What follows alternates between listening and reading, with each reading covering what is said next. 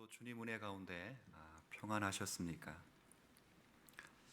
이 사회에 큰 어려움이 있어서 저희가 한 자리에 모이지 못하고 이렇게 각자의 처소에서 하나님 앞에 예배를 드리게 되었습니다.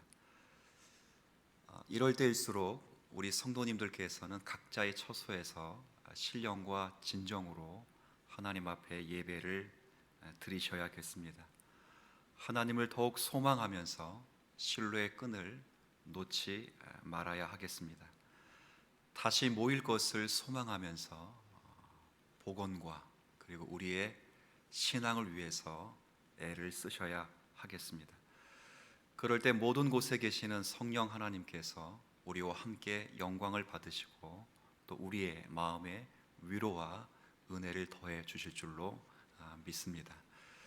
지난 시간까지 교회는 신명기 1장부터 4장까지의 말씀을 배웠습니다. 모세가 율법을 설명하기에 앞서서 이스라엘 백성들의 지난 40년 광야 생활을 회고하는 그런 내용이었지요.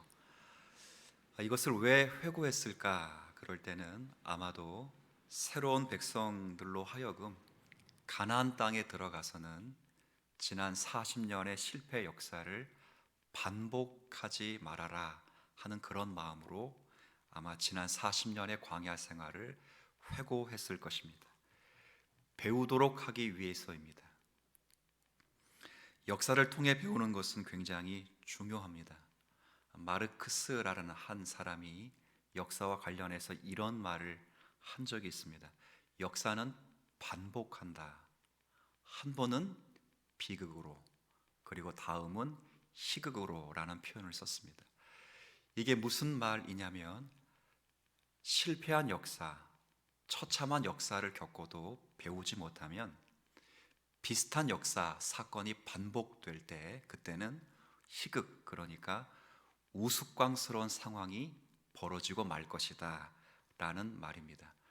무슨 말이냐면 역사를 통해서는 배워야 된다 그 말입니다. 이처럼 역사를 통해서 배우는 것은 참으로 중요합니다. 그런 의미에서 모세가 지난 40년의 광야 생활을 회고했다라고 말할 수 있겠습니다.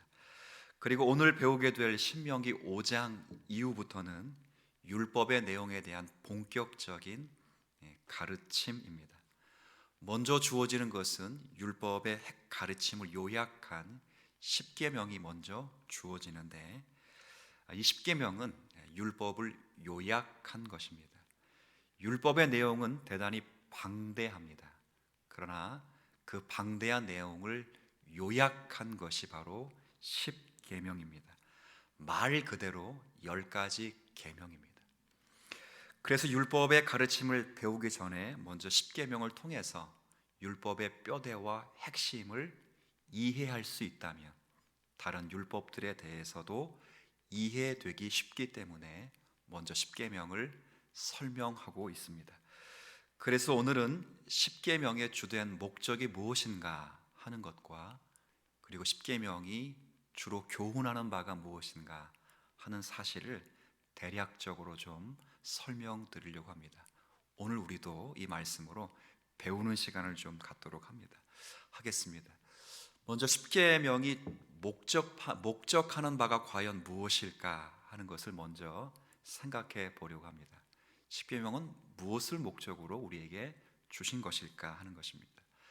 두 가지 목적이 있다고 생각됩니다. 하나는 이스라엘 백성들을 보호하려고 하는 목적을 위하여 주신 것이다, 이렇게 말할 수 있겠습니다. 여러분, 일상에서도 규칙이라는 것이 있습니다. 이런 규칙의 1차적인 목적은 그건 안정성을 보장하는 것입니다. 그러니까 예를 들면 일상에서의 규칙들이 있죠. 그 규칙적인 생활은 삶의 안정성을 확보하고 보장하는 데 그 목적이 있습니다. 매일 아침 일어나는 시간, 그리고 매일 저녁 잠자는 시간을 일정하게 갖는다는가, 그리고 하루 새끼를 먹는데 그 새끼의 시간과 분량을 적절하게 조절하는 것, 그리고 규칙적인 운동, 규칙적인 생활, 이런 모든 것들은 사실은 1차적으로 그 규칙을 지키면서 삶의 안전성을 보장하고 보호하는 것입니다. 그렇기 때문에 생활의 규칙은 불편한 것이 아닙니다. 그건 필요 없는 것이 아니라 필요하고, 그것은 우리에게 유익한 것입니다. 사회법도 마찬가지입니다. 그러니까 일상적인 규칙을 넘어서 사회법도 1차적으로는 삶의 안전성을 보장해 주는 것입니다. 법이 없다고 한번 생각해 보십시오. 사회는 무질서하게 될 것이고, 불안하게 될 것이며, 그리고 혼란하게 될 것입니다. 예를 들어 도로교통법이 없다면, 오늘 오실 때 차를 가지고 오신 분들은 아침부터 온 눈 때문에 굉장히 힘들었을 것입니다. 이렇게 아침에 우리가 오실 때 교통법이 없었다면 도로는 무질서하고 복잡하여서 아마 많은 사고가 발생했을지도 모릅니다. 그런데 도로교통법이 있어서 자이든 타이든 그 법을 준수하게 함으로 인해서 그렇게 안전성을 보장하게 됩니다. 물론 일상적인 규칙과 조금 다르게 사회법은 그냥 개인의 안전성만을 보장하는 것이 아니라 타인의 안전성까지도 보장합니다. 상생을 목적으로 합니다. 서로 더불어 살아갈 수 있도록 하는 것이 목적입니다. 그런 의미에서 사회법 또한 불필요한 것이 아니라 반드시 필요한 것이 되겠죠. 제가 왜 이런 말씀을 드리냐면, 십계명 또한 이와 마찬가지라는 거예요. 일상적인 규칙이 삶을 안정케 하고, 사회법이 나와 타인의 삶을, 그런 안전성을 보장해 주듯이 이 십계명 또한 하나님께서 이스라엘 백성들을 보호해 주시기 위해서 우리에게 주신 법입니다. 특별히 누구의 보호를 말씀하시겠습니까? 하나님의 법, 하나님의 보호입니다.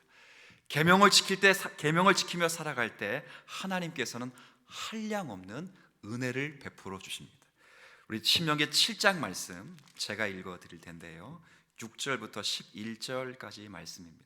자막에도 아마 비쳐 있습니다. 제가 읽겠습니다.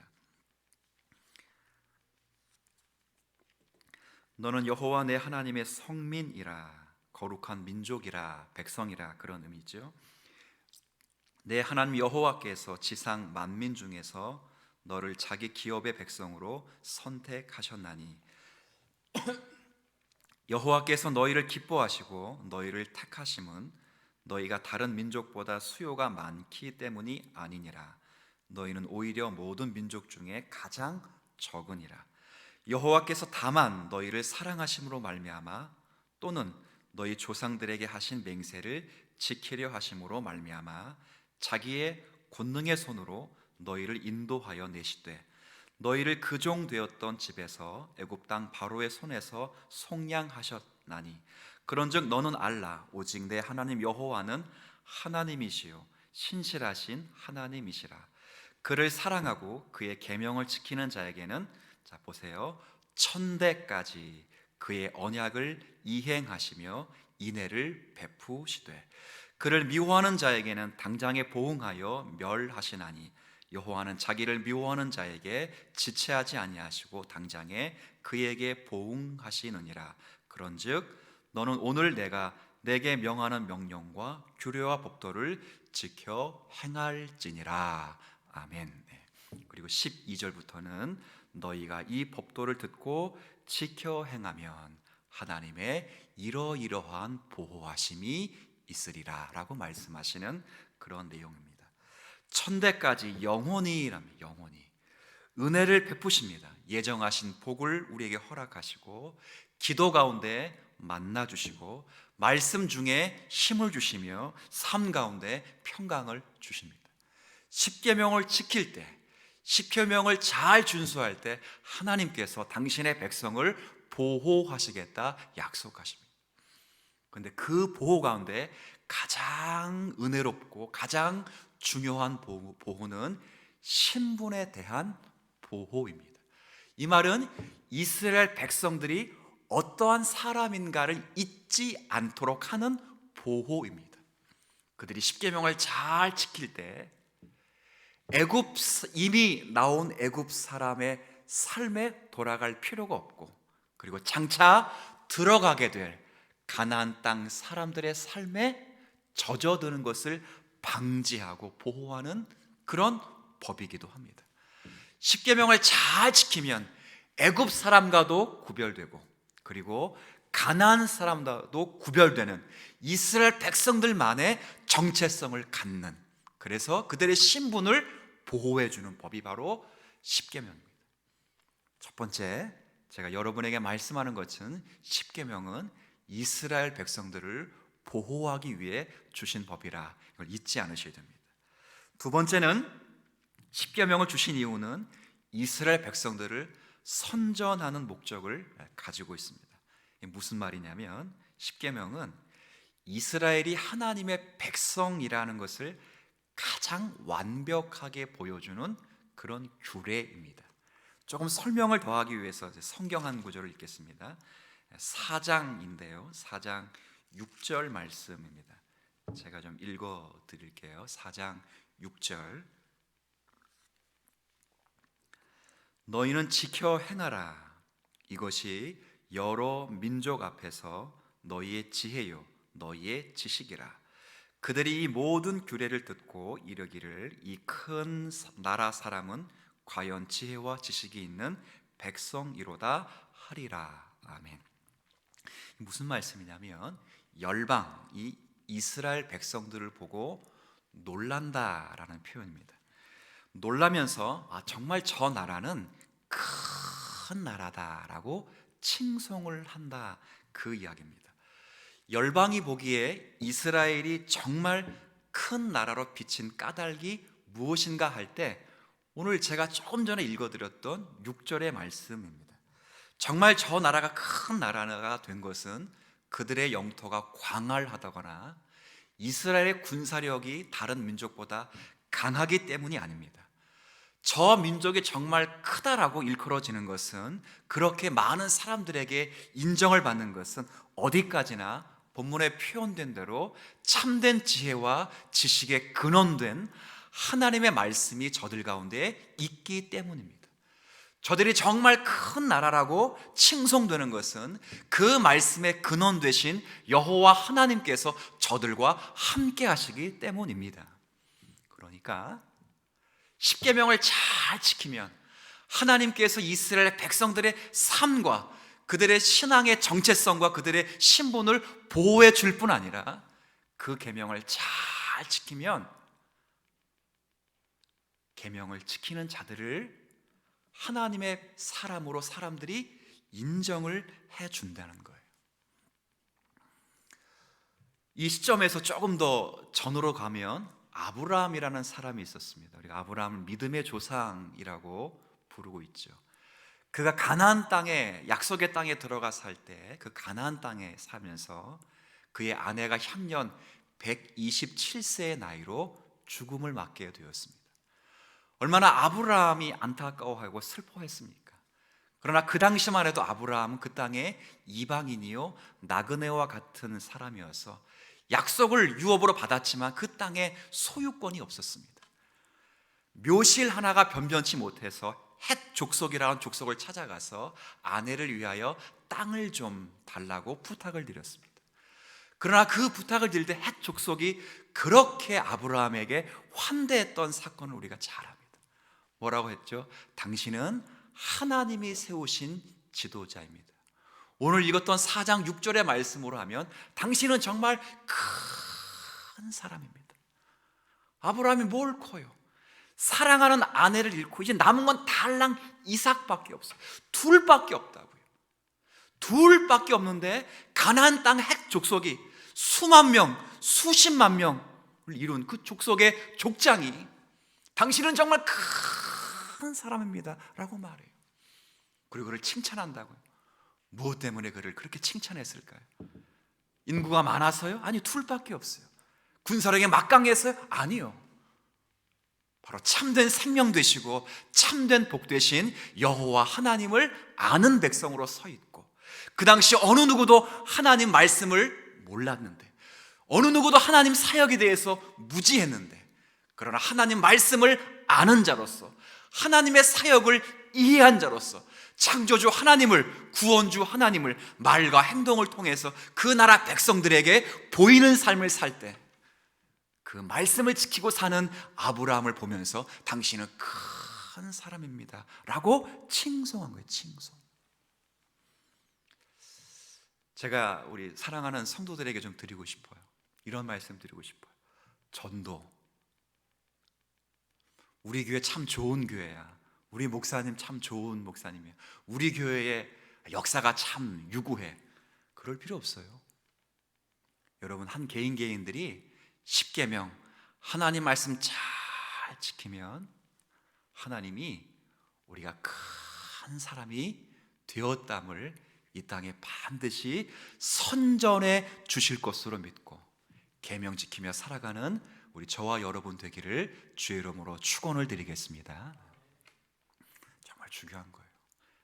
방송사에서 광고 한번 나와도요, 인터넷 자기 이름 떠도 막 목사님 막 그러는데 하나님이 우리를 광고해 준다고. 하나님이 보세요, 주님 사랑교회 성도는 내 백성입니다 하고 하나님이 뭘 지킬 때?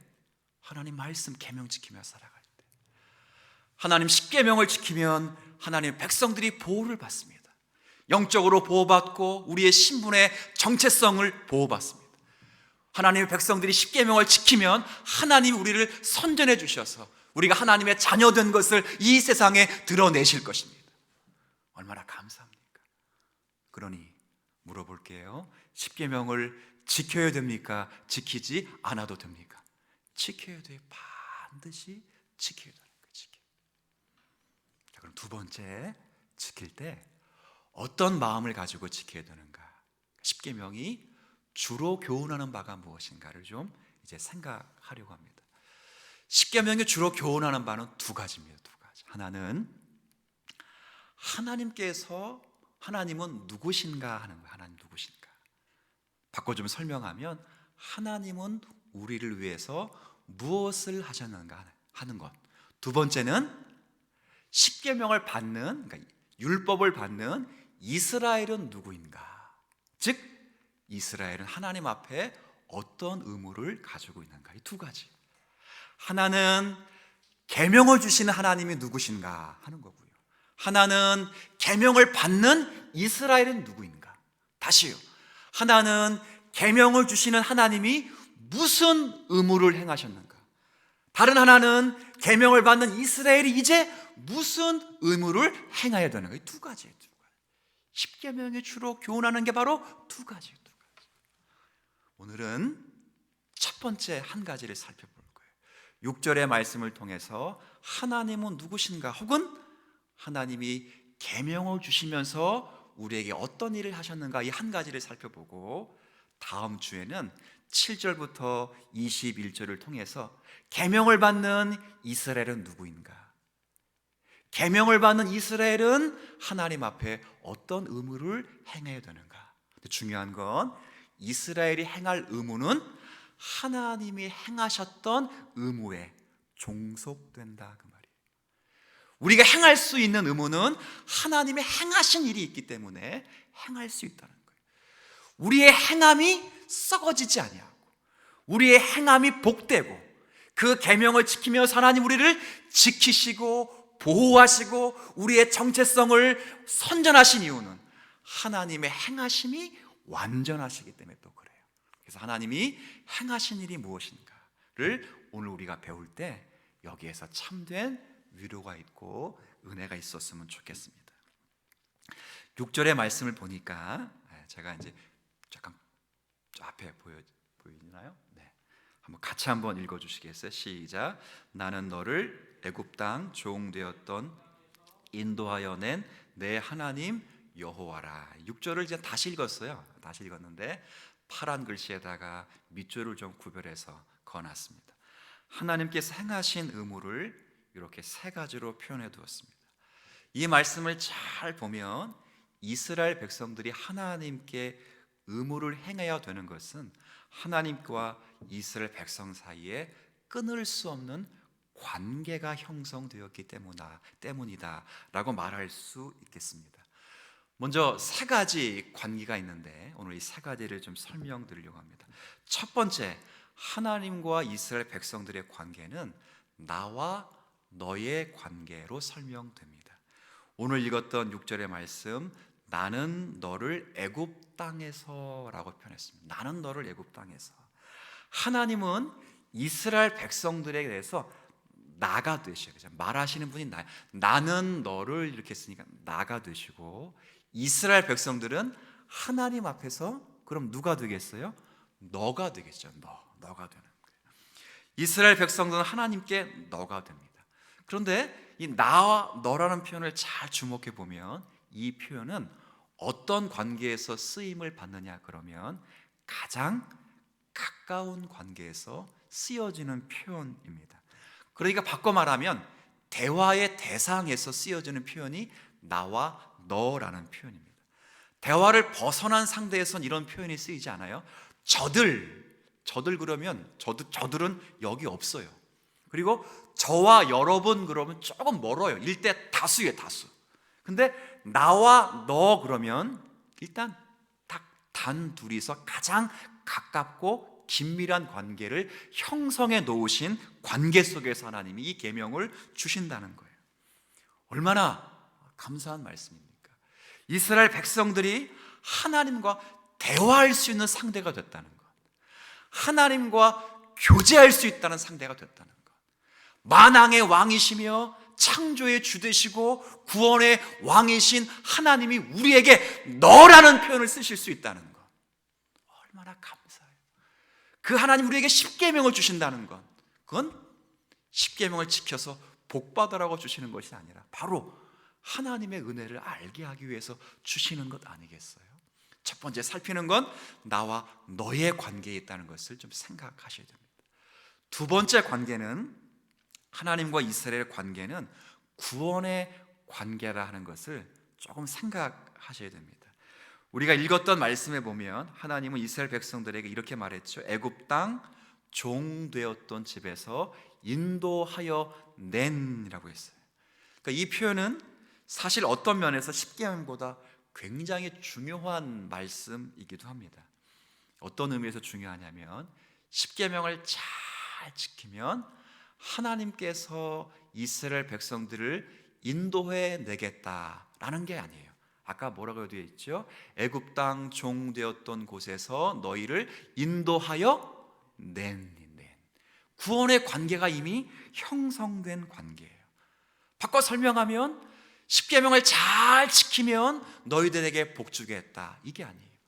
십계명을 잘 지키는 거 봐서 너희들을 구원시키겠다, 이런 것이 결코 아니에요. 하나님은 이미 타락한 인류 가운데 아브라함을 선택하시고 그에게 하나님이 복을 주셨습니다. 그리고 큰 민족을 이루게 하시고 이스라엘 민족을 이루게 하신 하나님이십니다. 그리고 그 민족을 하나님께서 애굽 땅 종되었던 집에서 인도하여 내신 하나님이십니다. 그리고 그 다음에 이 법을 주실 때는 지키면 살고 못 지키면 죽는다 라고 주신 것이 아니라 살려놓고 이 법을 주신 것입니다. 얼마나 큰 은혜입니까? 제가 이 말씀을 드린 이유는 그런 의미에서 계명 준수는 아무나 준수할 수 있는 것이 아니라는 사실을 여러분에게 말씀드리고 싶기 때문입니다. 계명 준수는 오직 하나님의 구원을 체험한 자들에게만 가능한 것입니다. 하나님의 구원을 체험하지 않는 자들에게는 하나님의 계명을 주시지도 않습니다. 만약입니다. 안 되는 겁니다. 그러나 만약 구원받지 못한 자에게 십계명을 주실지라도 저들은 구원의 감격이 없기 때문에, 구원의 이치를 깨닫지 못하기 때문에 계명 준수를 절대 할 수 없습니다. 계명 준수는요, 구원의 감격을 전제로 하는 것입니다. 하나님의 구원에 감격하기 때문에 계명을 따르는 것입니다. 그래서 하나님은 이 계명을 지키라 그럴 때 가끔 뭐라고 말씀하시냐면 기억하라라는 말씀이에요. 기억하라. 여러분 안식일 계명 네 번째 계명을 다 아시죠? 안식일을 기억하여 거룩히 지키라라고 했어요. 기억하라. 왜 지켜야 돼요? 왜 지켜야 돼요? 오늘 우리가 읽진 않았지만 5장에 보면 15절에 이렇게 말씀하고 있어요. 제가 좀 읽겠습니다. 5장 15절입니다. 너는 기억하라. 기억하라는 말이 또 있어요. 내가 애굽 땅에서 종이 되었더니 내 하나님 여호와가 강한 손과 편팔로 거기서 너를 인도하여 내었으니. 그걸 기억하라는 거예요. 왜 계명을 지키며 왜 계명을 지킬 때 기억해야 되는가? 우리를 구원하셨기 때문에 기억하며 지키는 거예요. 여러분, 기억한다는 게 뭘까요? 기억한다는 것은 성경의 언약과 말씀을 좀 연관해 드리면, 이 기억한다는 건 언약갱신이라는 의미이기도 합니다. 좀 어렵죠? 이 말을 좀 풀어 드릴게요. 아까 자꾸 5장 6절에도 15절에도 종되었던 곳에서 구원해낸, 종되었던 곳에서 인도해낸 하나님이라고 말씀했어요. 이 말은 출애굽 사건이 반복되지는 않습니다. 절대 출애굽 사건이 반복되지는 않아요. 그런데 중요한 건 그 출애굽 사건을 기억함으로 인해서 출애굽 때 일어났던 하나님의 역사와 하나님의 은혜가 기억하는 그 순간에 동일하게 하나님의 은혜를 기억하는 자에게 주어진다는 것, 이걸 말할 때 언약갱신이라고 해요. 갱신. 이해되시겠죠? 그래서 옛날 최초의 은혜를 기억함으로 현실화되는 거, 활성화되는 거, 그게 바로 갱신이라는 거예요. 이렇게 기억함으로써 역사가 다시 살아 움직이게 되는 것은 그 역사가 반복되기 때문이 아니라요, 그 역동적인 감동이 기억하는 자에게 하나님의 은혜로 다시 찾아오기 때문에 그렇습니다. 신약을 살아가는 우리들에게 조금 비추어 말씀드리면, 예수님이 십자가 지신 사건이 100년마다 재현되거나 반복될 필요성이 없어요. 500년마다 예수님이 다시 오셔서 눈에 보이도록 십자가를 지실 필요가 없어요. 그건 사건은 단 한 번이지만 매주일, 매일, 매 시간마다 그 십자가를 기억할 때, 그 기억으로 말미암아 십자가를 통하여 우리를 구원하신 그 능력이 기억하는 그 순간에, 기억하는 그 영혼에 다시 그 심령을 붙잡으시고 그 심령을 능력으로 세우셔서 그의 죄를 생각나게 하시고 그의 죄를 능력의 보혈로 사하시고 그 심령의 죄를 약화시켜서 점점 자기는 죽고 예수 그리스도로 거듭나는 은혜를 주실 줄로 믿는 것입니다. 그게 바로 기억하는 거예요. 기억하는 거예요. 구원의 사건을 기억하는 거예요. 십계명을 지키면서 복받기 위해서 지킨다, 그건 아니죠. 우리 교회 다니는 분들은 그런 분 없어요. 근데 십계명의 그 기쁨을 지킬 때 내가 받은 그 구원의 은혜가 너무 감사해서, 이런 분이 있으면 좋겠어요. 계명을 지키는 것이 참 복이더라, 자체가 복이더라. 어느 성도님이 그러셔요. 제가 예전에는 잘 몰랐는데 지금 해보니까 말씀 지키는 것이 복이라는 사실을 깨달았습니다. 자, 물어볼게요. 복이 아니에요.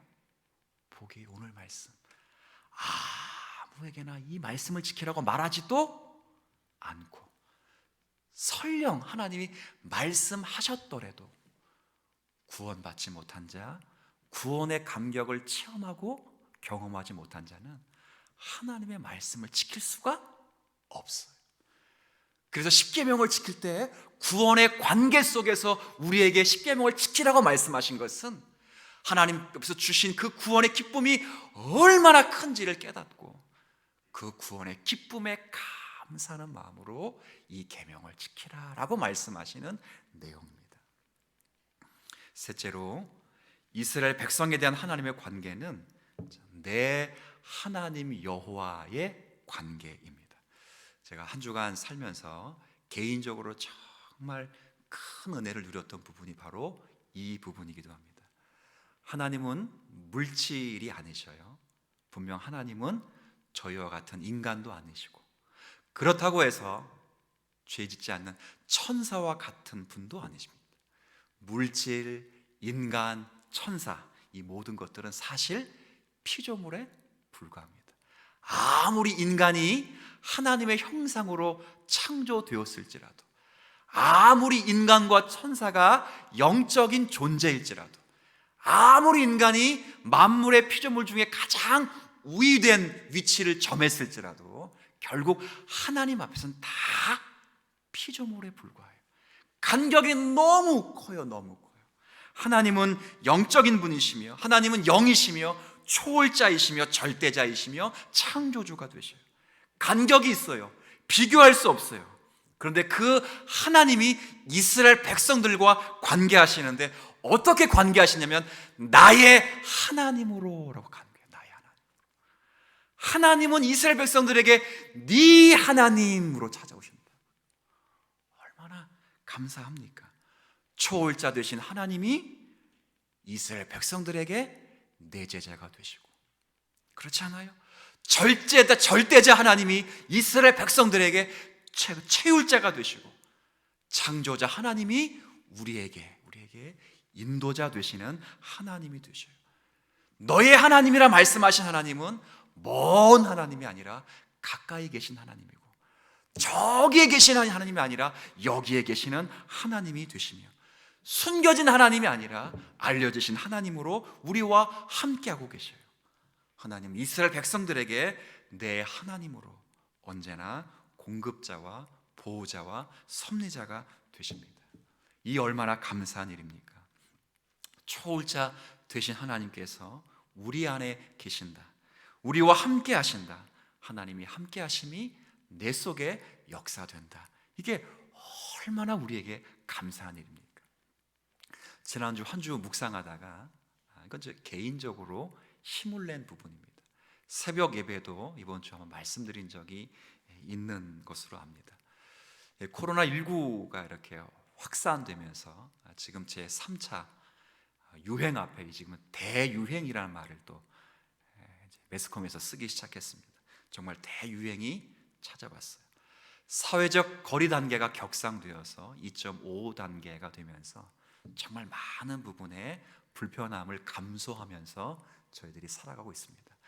교회도 마찬가지입니다. 굉장히 힘든 시기, 앞으로 1차, 2차 때보다 더 힘든 시기를 감내하면서 이 고난을 이겨내야 되겠다라는 다짐도 해야 됩니다. 그런 어려움이 있습니다. 거기에 더 큰 어려움은 소득의 어려움, 거주의 불안, 그리고 편가르의식이 이념의 갈등, 사회의 뿌리 깊은 갈등들이 막 지금 올라오고 있습니다. 이를 위해서 정말 많은 성도들이 기도합니다. 저도 기도해요. 주님, 이 나라를 고쳐주세요. 하나님, 이 나라를 치료해 주세요. 이 나라의 하나님 복원과 건강을 회복시켜 주세요. 많이 기도해요. 근데 어느 날 이렇게 문득 생각하는데, 기도를 했는데 응답이 하나도 없어요. 제가 10개월 넘게 기도했어요. 2월 달부터 이 대한민국 하나님 코로나 종식시켜 주세요. 하나님, 대한민국 교회를 회복시켜 주세요. 이념적 갈등을 치료해 주세요. 대한민국 위정자들을 하나님 불쌍히 여겨주시고 하나님을 섬기게 해주세요. 그렇게 기도했어요. 근데 연말이 되는데도 하나도 바뀌지 않고 점점 갈등이 심화되고 더 많은, 제가 설교하기 내려오기 전에 잠깐 인터넷 기사 보니까 오늘 드디어 확진자 수가 1000명이라는 숫자가 넘었어요. 깜짝 놀랐어요. 기도 응답이 없어요. 근데 기도 응답이 없는데 기도할 수 있고 점점 더 기도하고 싶고 더 기도하는 마음이 간절히 드는 것은, 그럼에도 불구하고 나와 함께 하신 하나님이 내 안에 계시다, 내 기도를 들으신다 하는 마음이 드니까 위로가 있고 힘이 나더라고요. 여러분은 어떤지 모르겠습니다. 정말 우리가 위로받고 힘을 내야 되는 것은 하나님이 우리와 함께 하신다는 거예요. 하나님이 여러분과 정말 함께 하셔요. 예전에 일전에 아주 젊은 분이셨는데 그분이 암투병을 하셨어요. 암투병. 근데 이제 교구 목사이다 보니까 이제 병원에 신방을 가야 되잖아요. 근데 신방 갈 때 교구 목사로서 갖는 이제 사실은 두려움과 사실은 불안함과 고민은 그분을 위해서 어떻게 기도해 줘야 되는가, 그거예요. 사망 선고를 받았어요. 얼마 남지 않았어요. 가족도 알고 본인도 알아요. 어떻게 기도해야 되는가. 그때 제가 하나님이 제 주시는 마음은 하나예요. 하나님, 이 사람을 고쳐주세요. 이런 기도 못 하겠더라고요. 끝났다니까요. 본인도 알아요. 제가 한마디로 기도했을 때 그분도 울고 저도 운 기도. 하나님, 모든 희망이 다 꺼져가더라도 하나님이 그리스도 예수 안에서 저와 함께 하고 계신다는 사실을 잊지 않게 하여 주옵소서. 그런데 그분이 아멘 하시니까 아멘. 인생의 최고의 복이 뭘까요? 하나님을 내 하나님으로 부르는 것. 하나님이 나를 구원하셨을 뿐 아니라 나의 내제자가 되시고 나의 체휼자가 되시고 나의 인도자가 되시고 나의 임마누엘이 되신다는 것. 그리고 나와 너의 관계를 설정하시고 내게 계명을 주셔서 이 계명을 주실 때 우리의 삶과 영혼을 보호해 주실 뿐 아니라 우리의 신분의 정체성을 보장해 주시는 하나님의 은혜. 그리고 이 계명을 사며 살아갈 때 우리가 하나님의 백성이다, 천군 천사와 함께하는 주의 나라다, 하나님이 스스로 선전해 주시는 은혜를 받는 것, 얼마나 큰 복입니까? 근데 이런 큰 복을 받음에도 십계명을 지키지 못하며 살아갈 때, 십계명이 주어졌음에도 불구하고 계명 지키면 복 주신다는 것으로 살아갈 때 얼마나 큰 불행이, 얼마나 큰 불행. 한 주간 여러분에게 소원하고 소망하는 것은 각자의 자리에서 도덕법으로 주어진, 영구한 법으로 주어진, 그리스도 안에서 완성된 법으로 주어진 이 계명을 존중히 여기면서 잘 지키며 살아갔으면 좋겠습니다. 우리 아들이 물었어요. 아빠, 왜 거짓말하면 안 돼요? 제가 대답했어요. 거짓말하면 나쁜 거야. 그리고 한참을 생각하면서 하나님 앞에 회개했어요. 목사가 정말 믿음이 없다. 거짓말이 나빠서 거짓말하면 안 된다라고 말하면 안 되는데, 거짓말해서 나빠서 거짓말하면 안 되는 세상 사람도 하는 말인데, 거짓말해서 거짓말은 나빠서 거짓말하면 안 되는 게 아니라 거짓말은 하나님이 계명해서 하지 말라고 말씀하셨기 때문에 우리가 하면 안 돼 라고 말했어야 되는데, 얼마나 십계명을 가지고 살아가면서 이 땅의 도덕과 윤리 수준으로 우리가 지키고 있는가를 한 번쯤 가늠해 보고요, 정말 복 있는 성도로서 우리가 이 계명을 받았다는 자부심을 가지고 계명을 지킬 때 이 코로나19 사태의 이 어려움 속에서도 주님의 교회는 찬란한 주의 영광을 빛내게 될 것이고, 그렇게 주님이 세워주실 줄로 믿어 의심치 않습니다. 기도하겠습니다.